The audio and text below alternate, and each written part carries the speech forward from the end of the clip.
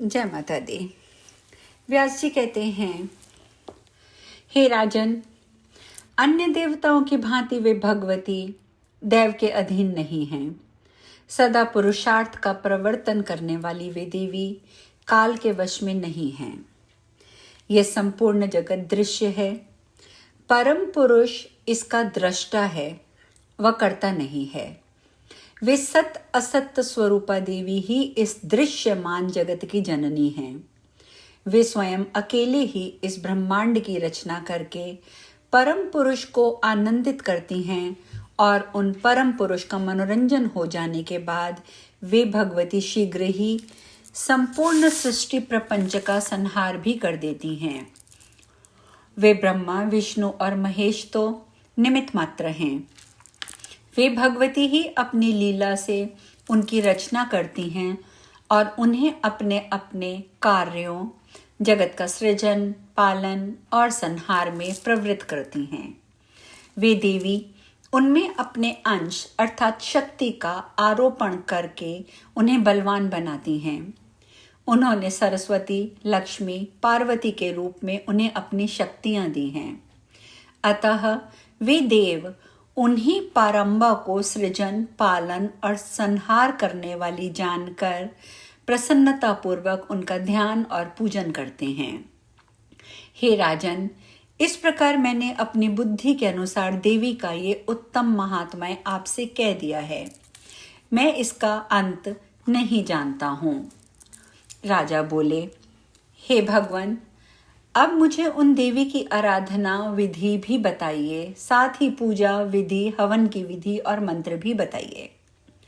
ऋषि बोले, हे राजन, सुनिए, मैं उनके पूजन की शुभ विधि बताता हूँ जो मनुष्यों को काम, मोक्ष और ज्ञान देने वाली तथा उनके दुखों का नाश करने वाली है। मनुष्य को सर्वप्रथम विधि पूर्वक स्नान करके पवित्र होकर श्वेत वस्त्र धारण कर लेना चाहिए।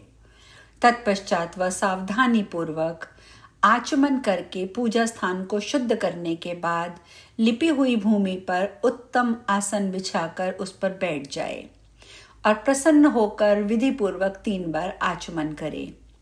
अपनी शक्ति के अनुसार पूजा द्रव्य को सुव्यवस्थित ढंग से रखकर प्राणायाम कर ले।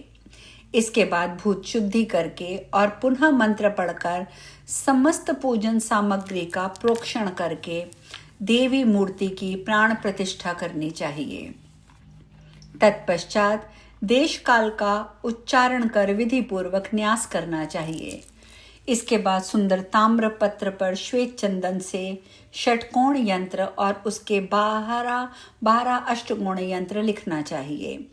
तदंतर नवाक्षर मंत्र के 8 बीज अक्षर 8 कोनों में लिखना चाहिए और 9वां अक्षर यंत्र की कर्णिका यानी कि बीच में लिखना चाहिए।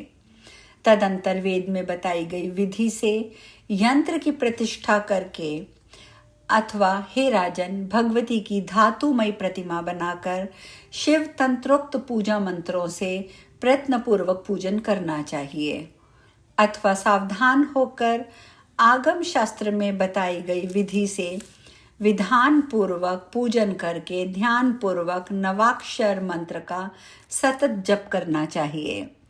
जप का दशांश होम करना चाहिए, होम का दशांश तर्पण करना चाहिए, तर्पण का दशांश ब्राह्मण भोज करना चाहिए। प्रतिदिन 3 चरित्रों, प्रथम चरित्र, मध्यम चरित्र और उत्तम चरित्र का पाठ अवश्य करना चाहिए। इसके बाद विसर्जन करना चाहिए। हे राजन, कल्याण चाहने वाले को आश्विन और चैत्र माह के शुक्ल पक्ष में विधि पूर्वक नवरात्र व्रत करना चाहिए। उन नवरात्रों में उपवास भी करना चाहिए। अनुष्ठान में जपे गए मंत्रों के द्वारा शर्करा, घी तथा मधु मिश्रित पवित्र खीर से विस्तार पूर्वक हवन करना चाहिए और उत्तम बिल्व पत्रों, लाल कनेल के पुष्पों तथा शर्करा मिश्रित तिलों से हवन करना चाहिए। अष्टमी, नवमी एवं चतुर्दशी को विशेष रूप से देवी पूजन करना चाहिए और इस अवसर पर ब्राह्मण भोज भी करना चाहिए। ऐसा करने से निर्धन को धन की प्राप्ति होती है, रोगी रोग मुक्त हो जाता है, पुत्रहीन को पुत्र की प्राप्ति होती है, राज्यच्युत को राजा को सार्वभौम राज्य की प्राप्ति होती है। देवी महामाया की कृपा से शत्रुओं से पीड़ित मनुष्य अपने शत्रुओं का नाश कर देता है।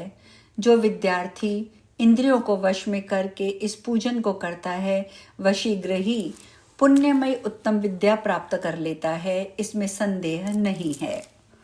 ब्राह्मण, क्षत्रिय, वैश्य तथा शूद्र जो भी भक्ति परायण होकर जगत जननी जगदम्बा की पूजा करता है, वह सब प्रकार के सुख का भागी हो जाता है। जो स्त्री अथवा पुरुष भक्ति तत्पर होकर नवरात्र करता है, वह सदा मनोवांछित फल प्राप्त करता है। जो मनुष्य अश्विन शुक्ल पक्ष में इस उत्तम नवरात्र व्रत को श्रद्धा भाव से करता है, उसका सभी कामनाएं पूर्ण हो जाती हैं।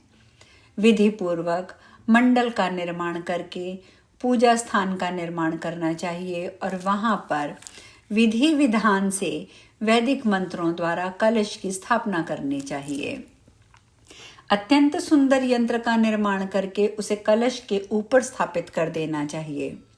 तत्पश्चात कलश के चारों ओर परिष्कृत तथा उत्तम जौ का वपन करके पूजा स्थान के ऊपर पुष्पमाला से अलंकृत चांदी लगाकर देवी का मंडप बनाना चाहिए और उसे सदा धूप दीप से संपन्न रखना चाहिए।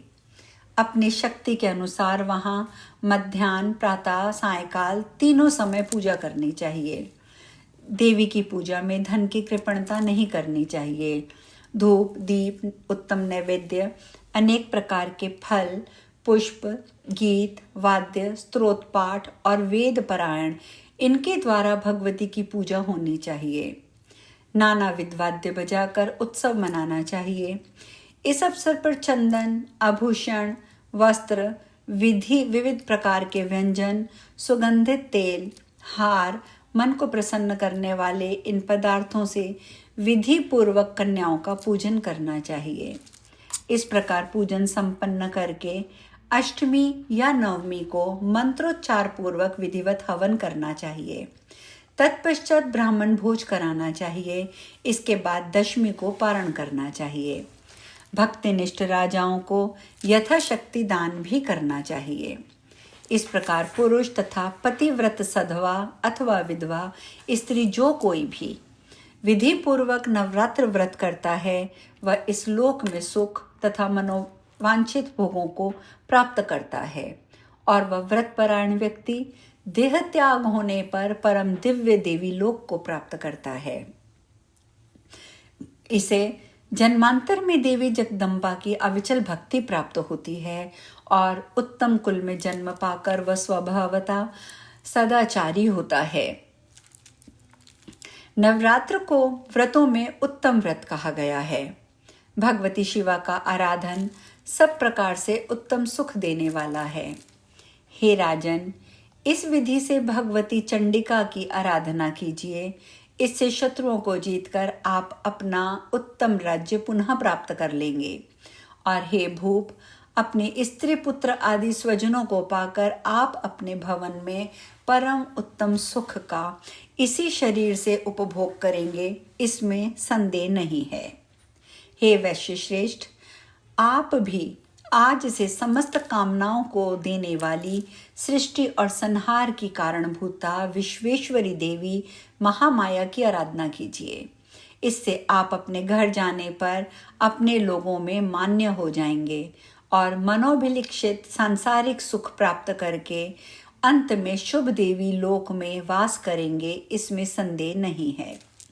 हे राजन, जो मनुष्य भगवती की आराधना नहीं करते वे नरक के भागी होते हैं। वे इस लोक में अत्यंत दुखी, विविध व्याधियों से पीड़ित, शत्रुओं द्वारा पराजित, स्त्री पुत्र से हीन, तृणाग्रस्त और बुद्धि भ्रष्ट होते हैं। बिल्व पत्रों से तथा कनेल, कमल और चंपा के फूलों से जो जगत जननी की आराधना करते हैं, शक्ति स्वरूपा भगवती की भक्ति में रत वे पुण्यशाली लोग विविध प्रकार के सुखों को प्राप्त कर लेते हैं। हे नृपश्रेष्ठ, जो लोग वेदोक्त मंत्रों से भवानी का पूजन करते हैं वे मानव इस संसार में सब प्रकार के धन, वैभव तथा सुख से परिपूर्ण, समस्त गुणों के आगार, माननीय विद्वान और राजाओं में शिरोमणि होते हैं। आज हम कथा में यही विश्राम लेंगे। बाकी की चर्चा कल करेंगे कि आगे चलकर सुरथ और समाधि ने किस प्रकार से तपस्या की और भगवती को प्रसन्न किया। ये चर्चा कल करेंगे। जय माता दी।